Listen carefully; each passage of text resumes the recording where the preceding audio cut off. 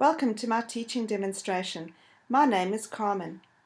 Today I'm going to provide a demonstration on using an information literacy processing model to use during the research process.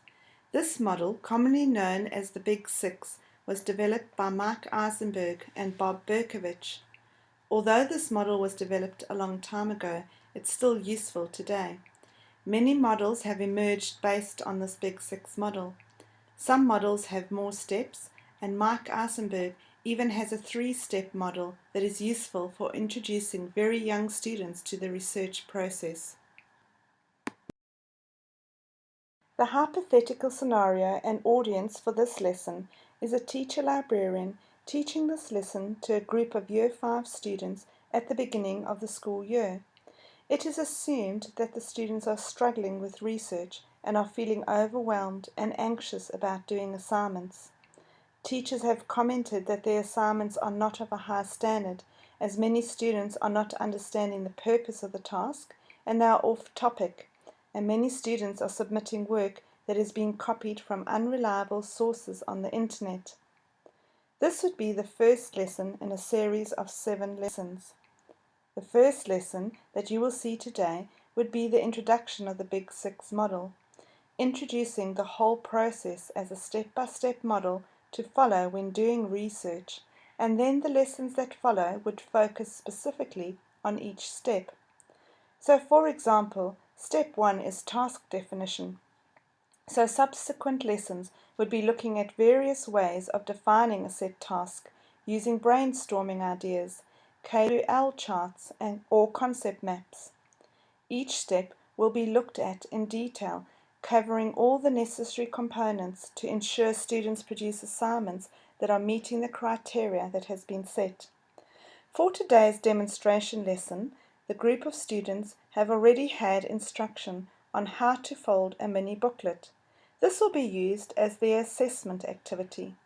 Instructions on how to do this can be found in a link on Blackboard if you wish to ever use these mini booklets.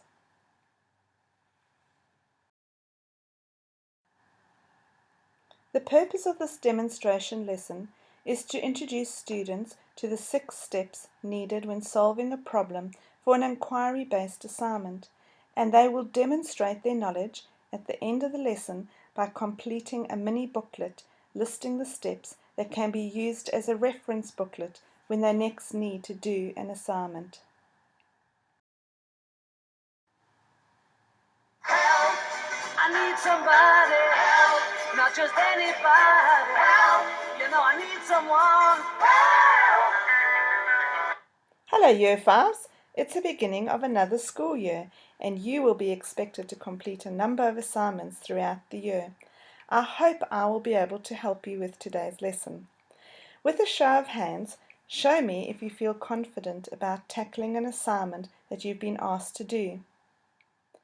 I can see that not many of you do. When you are given an assignment, where do you usually start? Yes, Google. Well, Google is useful, but today I'm going to show you a process of 6 steps that you can use when you need to solve a problem. At the end of this lesson, you will hopefully have an understanding of the process and be able to apply the steps when you are next given a research assignment. This is a step-by-step process that can be used for all your assignments, and hopefully you'll feel more confident about assignments in the future having a structure to follow.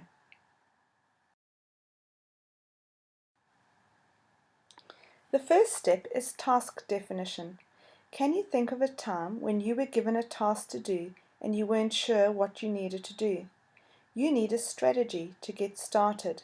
So what can you do? In pairs, quickly share some ideas of ways that you have used in the past to define a task, and then we will discuss these. Okay, let's have a look at some of your suggestions, and I will add some of mine. Use a dictionary. That's a good idea if there are words that you don't understand. Need to identify keywords or main ideas. Yes, that's very important in task definition. You need to pick out the main ideas and make sure you understand what it is saying. You need to ask yourself the following questions. What is the problem I have to solve?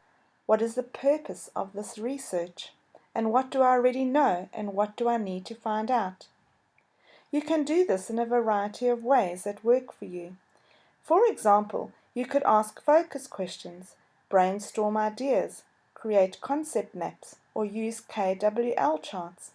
I'm sure you've come across some of these ideas already, but in our next lesson, we'll have a closer look at focus questions, concept maps, and KWL charts as a tool to help you define your tasks in future. This is an important stage in the research process. If you spend time making sure you understand your task completely, it will make it easier for you as you go along.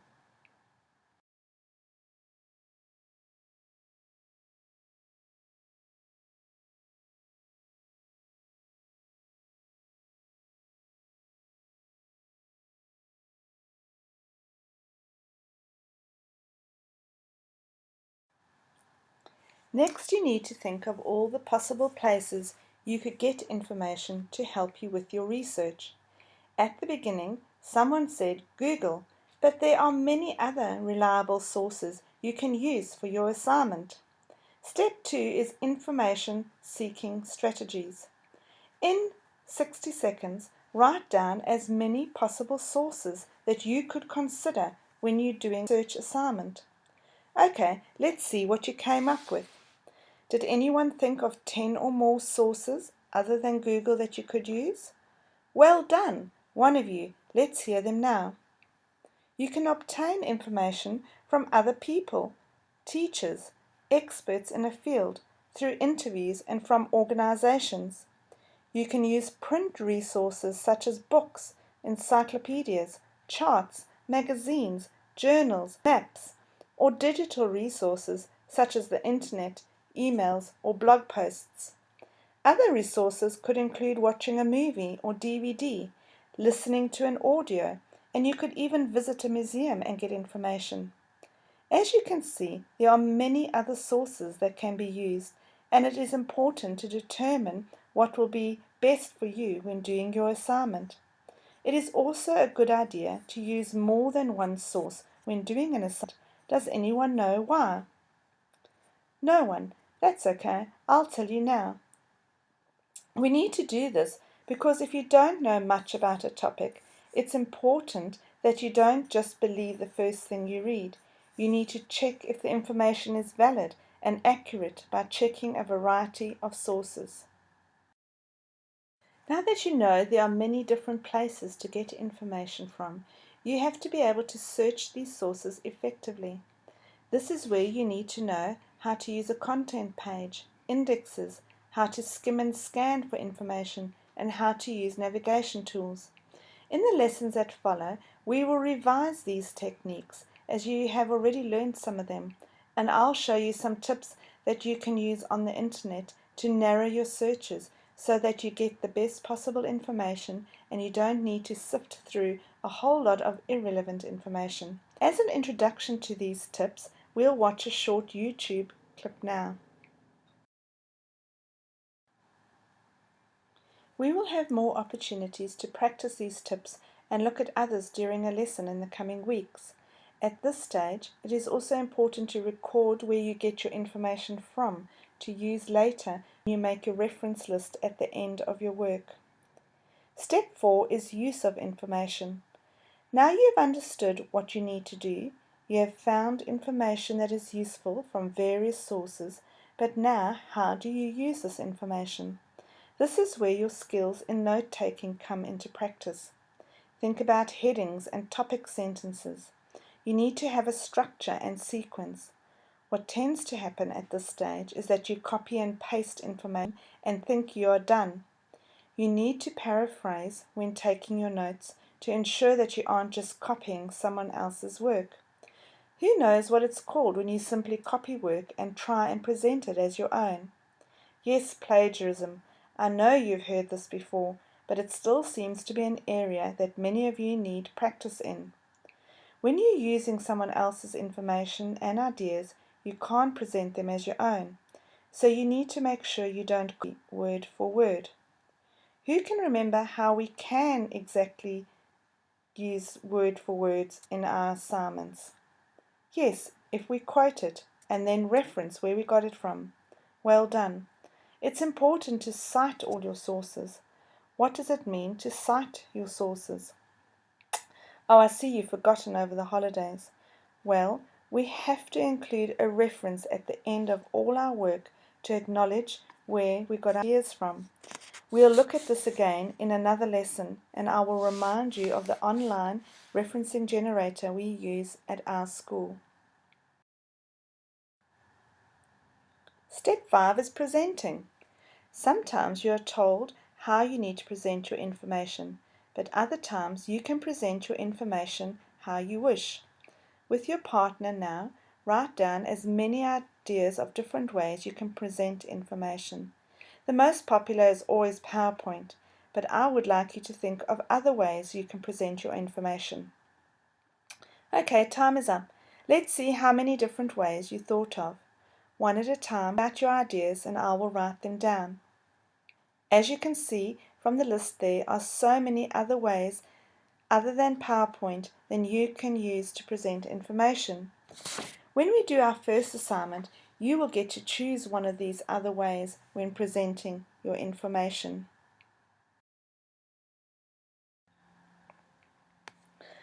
Step 6 is evaluation and reflection. This is an important part of any piece of work. We need to reflect on our learning and record these reflections, as this helps us understand what we have learned and how to transfer this new knowledge, understanding and skills to different situations. I know we have gone step by step through this model, but it doesn't need to be done in this order when you are doing your research. You can always go back to a step during the process. It is meant to help you feel less overwhelmed and give you a starting point to produce a good piece of work.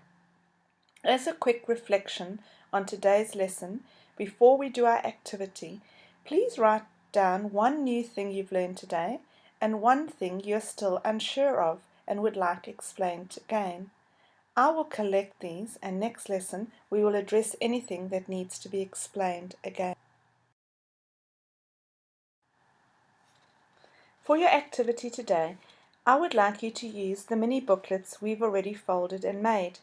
You need a front cover showing what the book will be about, and then on each page you will list the steps that make up the Big 6 information research model. So for example, page 1's heading would be task definition. I would like you to add at least 2 ideas under each heading to explain what is needed for that step. When we address each step over the coming weeks, you can add any other useful ideas to yours. These mini booklets will become a reference book for you to use when you are next asked to do research. I hope this introduction to the model will be useful to you and that it will help you in your next assignment. You can get started on putting your reference book together now, and if you need any help remembering the steps, please put up your hands and I can come and help.